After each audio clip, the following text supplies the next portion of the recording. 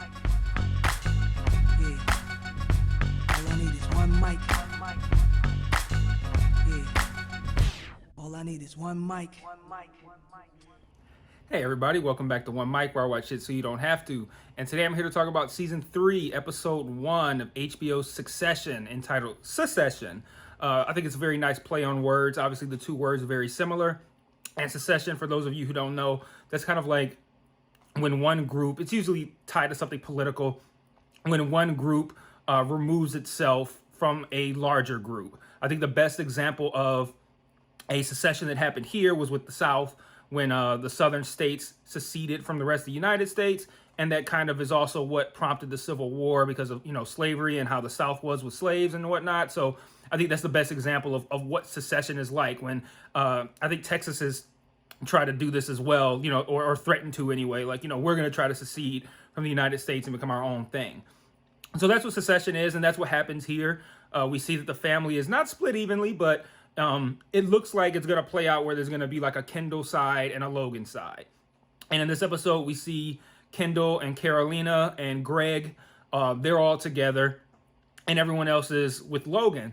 Eventually, Carolina gets bossed up out of there, and I'm wondering, and I'm going to come to this later, my wife and I are wondering, I got to give her credit, because she spoke this into existence. We're wondering if Shiv is also going to join Team Kendall as well. There's a couple reasons to believe that, but wow, what a great episode. If this is how they're going to start the season, this is going to be an incredible fucking season of television.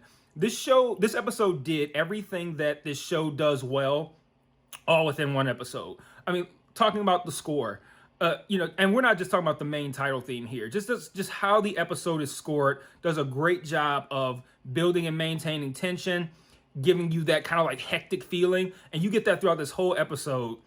The feeling of how hectic it is in these hours following what Kendall did at the press conference, and I think that's a combination of like really hard cuts that just kind of like jump at you, and then as soon as you enter into a new scene after one of these cuts, everybody's frantic, talking fast, moving fast, and you just feel that hectic nature of scrambling to try to figure out like, what the fuck do we do now after Kendall has done what he's done. But it looks amazing still. Like, I love watching this show just from a visual perspective. The locations are incredible. I love when they're like on the helicopters and shit. Like, it opens with a scene like that where they're on a helicopter and it's going over like this beautiful land, and it's just like, man, this show just even looks amazing. And I love the fact that you feel like you're getting a behind the scenes peek at lives that we shouldn't be privy to. The lives of the ultra super powerful and rich, something that we would never see in our everyday life. We feel like this show is giving us some insight into what that's like. And I think that's something that's going to appeal to anybody who's just a regular person, who has a regular job, who makes, a little bit of money or a decent amount of money, enough money to live, whatever. If you're not part of that group that would experience something like that, there's got to be a level of intrigue. Like, man, so this is what it's like to be like that? Like, I think this show does an incredible job of making sure that, I think, because of course I don't know, but I feel like they give a very accurate representation of what it's like to be in that kind of life. So I have a lot of things that I kind of want to talk about, but I still like to keep these videos within about 15 minutes or so if you're possibly new to the channel. But there's a few things I want to talk about. I'm not going to go through the whole episode, but I want to talk about moments that I thought were big. So I'm going to glance over here at my notes on occasion, and I'm just going to talk about some of like the main bullet points. So the first thing I want to talk about is this show. And when I talked about the locations and the music and all that kind of stuff, the thing that this show does, I think, the best is it rewards paying close attention. There's so many things. This show does so much with what isn't said. You'll have a conversation or you'll have a moment where there are things that are being said, but because of everything that they've done to build up that character or to transition the story into this moment, that there's a whole lot beneath the surface. And this show does an incredible job of like beneath the surface shit. And this episode had some really great moments of that. So I'm going to dive right in and start talking about some of those moments. The first thing that I want to talk about is Roman's phone call with Logan. I love this scene because you have a phone call that I feel transitions into many different things throughout the phone call. So I'm gonna tell you what I was thinking at first. When Roman picks up the phone and decides to call Logan, to me, I'm like, okay, Roman's really stepping up, because we had an earlier scene where Rogan was kind of going in on Roman. Rogan? Did I say Rogan? I combined their names. Roman was really going in on Kendall and looking like a hotshot in their action station. More on that later. And you look like Roman's being very assertive. Roman's being very confident. And then now Roman's the first person that's gonna actually talk to Logan on the phone and make his case. I'm like, man, Roman's really putting in work here. And the conversation starts out that way. You know, I want this, I'm ready for this, yada, yada, yada. But then it kind of transitions into but, and I love how it was after a pause where they were both kind of about to say something. And you wonder if everything that preceded this pause had kind of sold Logan on Roman taking over. But after the pause, I'm like, oh, he's going to let Roman keep talking and Roman's going to bury himself. And that's what Roman does. Roman starts, saying, but if you don't think I'm ready, Jerry might be good for it. So then it's like, now I've transitioned it to, Roman's fucking up, man. He's hedging on his confidence, on his ability to do the job. And now he's talking his way out of this. And then he plants the seed for Jerry. And he goes, I think Jerry might be good for it. And then now I'm starting to wonder, is Roman, was that the purpose of this the whole time? Was to take himself out of it and put Jerry in place? Because one, he really doesn't have that confidence. He just wants to look like he does in front of his father. And two, he's so closely aligned with Jerry in some very spectacular ways that putting Jerry in power could really work out for Roman. So I'm like, was this a play? Like all of this the whole time was his intention on calling to remove himself from consideration and to put Jerry at the forefront? Because one, obviously it worked, but two, that'd be brilliant on Roman's part. And then three, just the way that scene played out. Like I said, the various transitions into what I'm interpreting Roman's actions as causing. I thought that was such an incredible fucking scene, man. And it's one of those things where, and I talked about this in my video where I talked about seasons 1 and 2 collectively. It's one of those things where you pull somebody into a room and go, watch this scene. They're gonna be like, what the fuck is it? Like, you're selling me on the show with this? But that's because they don't know everything that goes into that and everything that's preceded it and everything that's underneath the surface. And this show does such a great job of paying that kind of shit off, paying off close attention. So I absolutely love that scene. So another scene I really loved is at the very beginning. Kendall looks like, you can't really tell if Kendall's having like a panic attack or if he's like psyching himself up right after this press conference. He's in the bathroom. He's doing breathing exercises. People outside are concerned for him. I don't know how long he's been in there. Like, is this like 10, 15 minutes after the press conference? Is this 45 minutes? Is it an hour? I don't know, but we don't really know what's going on with Kendall. Everyone's concern kind of seeps into me. Like, okay, should I be worried about Kendall right now? And then Kendall swings the door open and is just on boss shit for the whole rest of the episode, except for that phone call with Logan in the car. Other than that, Kendall was on some G shit. Like, he was sharp, he was confident, he knew exactly what he wanted to do. And then I love when he comes out and he goes action stations and yada yada yada. He talks, and then later Logan does the same thing. He says, "Okay, everybody, action stations."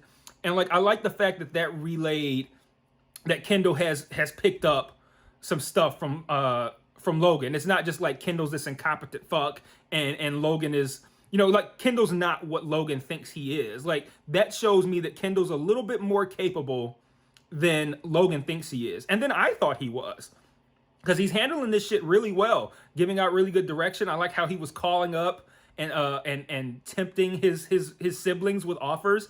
Like, I thought Kendall played this really well, but I like that action station sequence. Not, in the moment I wasn't like, oh, this was incredible, but I liked when Logan said it later, it kind of tied into me like these two are a lot more similar than they think. So that was another great scene that I loved. Another scene that I really liked was, I'm not going to say a scene. This is kind of like a collective thought. It's the dynamic between Tom, Greg, and Shiv. So one thing that I like about this seeming split, the secession, if you want to call it that, within the family, is it puts people on opposite sides that will make for entertaining stories later. So let's talk about Greg, right? Greg and Tom have been aligned for most of this series. Now they're on opposite sides. We know that Greg had those papers, which Tom also knows about what happened with the cruises and whatnot. But we also know that Greg didn't burn everything. Like, and I can't remember the scene vividly, but I can't remember if he like saved one paper or if he saved two. But we know that Greg didn't burn everything. We also know that Tom knows that Greg has more insight into everything that happened than everybody else does. And he knows what was there. He knows what existed. So Tom and Greg now being on opposite sides makes for a very intriguing situation as well. And then this is where I'm coming back to now, where I'm wondering if Shiv is going to join Team Kendall because, well, let me get to that in a moment. But let me frame, because regardless of whether or not Shiv joins Team Kendall, there's still a schism between Shiv and Tom that is worth talking about. And I really like the scene where Tom backed Jerry and then Roman, because Logan responded the same way that I did. He's like, I like Jerry for it. Me and Logan both went, huh? What? And I thought that was great because they've already planted the seeds of Tom not being on board with a lot of what Shiv has done. The whole situation with I don't say seeing other people, but like their the way that they didn't align in their viewpoints on how they were going to be dealing with seeing other people and how that's affected their union. And now to see Tom side with, I don't want to say side with Jerry, but it didn't feel like a pro Jerry or pro Roman stance. It felt very much like an anti-Shiv stance, and I feel like Logan picked up on that. And I like the fact that Logan defaulted to, are you looking at this for yourself because you're not backing Shiv? And I don't even think it was like Tom was looking at it from a like, I want me for it perspective. He denied it to both Shiv and Logan. I looked at it as an anti-Shiv stance, almost like payback. And it made me wonder about that phone call that they had earlier where Tom's, giving her the information. Like, I just found out he's about to do like a live CEO picking right now. And he asked her if she wants it, knowing that she would essentially be the face of this battle against Kendall. And because that's an added thing to it that she's got to concern herself with that she didn't have to concern herself with prior to Kendall's press conference. And it made me wonder then, because in that moment, it looked like Tom was looking out for Shiv. But then when he backs Jerry and Roman, it then made me wonder, was he doing that just to find out how much it would hurt her if she didn't get it? Almost kind of like, yeah, oh, you want it despite having to be the face of this whole legal situation? Oh, man, you must really want it, so it's going to fucking suck when I back somebody else. Like, is he that vengeful? I think he is, but I thought I think that dynamic of Shiv and Greg and Tom is going to be really interesting going forward. Now, kind of rewind back a little bit with Shiv, and this isn't even rewind because this is the next point that I want to talk about. I'm going to wrap up shortly. I like the situation with Shiv in that I don't know what she was told by Logan on the phone. She says, I was told to get Lisa Arthur, played by Sanaa Lathan. I was told to get Lisa Arthur. I can't remember what she told. He told Shiv to tell Jerry, but you do this, you do that. And he says, so he didn't say anything about CEO. She goes, oh yeah, it was me. And he's like, haha, whatever, you're fucking with us. And she looks really serious. And in that moment, I'm like, well, what did he say? Was it her? And she's serious, or is she fucking with him? And then the way this plays out, I think what happened was he told her, if you get Lisa Arthur, it will be you. And then we find out later that she already knew she wasn't going to get Lisa. So she goes in there and then basically asks Lisa to represent her. And I love that scene because Shiv plays this off like some girl power type shit. Like I would love to have a strong, powerful woman back me or whatever. And then when she finds out, and again, the show doesn't say it directly, but if you're paying attention, you can make that connection prior to it even being divulged. You can make that connection. And once she finds out that Lisa is going to represent Kendall, then it becomes, you've hit yourself to the wrong wagon, honey. And it's like, and she goes, honey, as if to say like, yeah, you were all on that girl power shit until you found out I was backing your brother. Now you're going to talk down to me. Like that was like the equivalent of calling her toots. Like, I love that scene. And again, it just harkens back to like all the things that this show doesn't say in concert with what it does say. And I love that whole scene as well. And so Shiv leaves, and then it looks like, she's at the last time we see her, she says something like change of plans, and then we don't see Shiv again for the rest of the episode. And it makes me wonder if Shiv's now going to join Team Kendall because, and like I said, my wife put this out there first, so I don't want to take all the credit here. If Shiv is going to join Team Kendall, because if she's out on the Logan side, that's it. She's out. It's Jerry.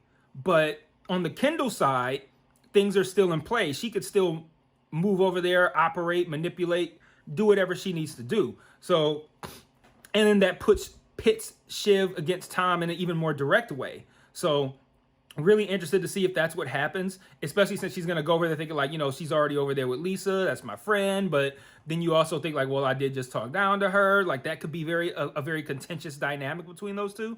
So, man, they're doing so much, setting up so much really cool shit.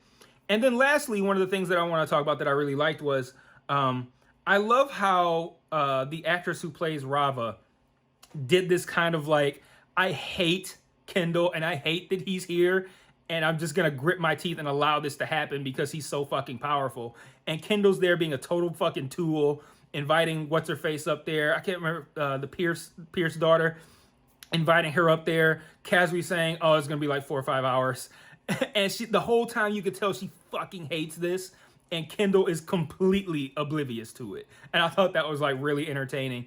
And then the whole situation with Greg opening up that wine. Oh my God.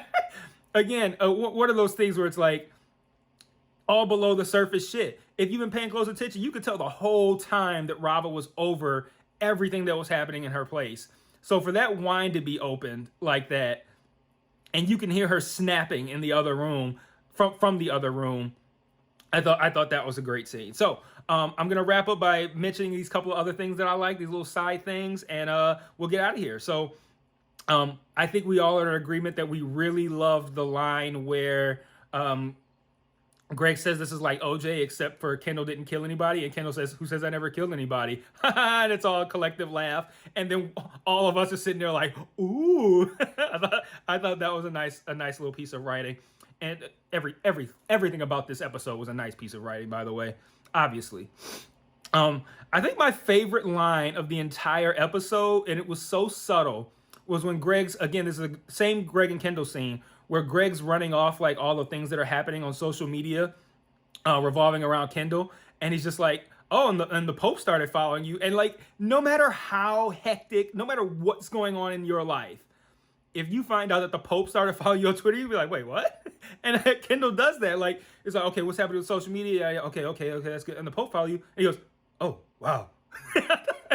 And that's like that's the perfect Kendall response too. It's like, you could tell that even though that's like in a dry Kendall voice, that he was supremely impressed and interested in the idea that the Pope started following on Twitter. I just thought that, oh, wow.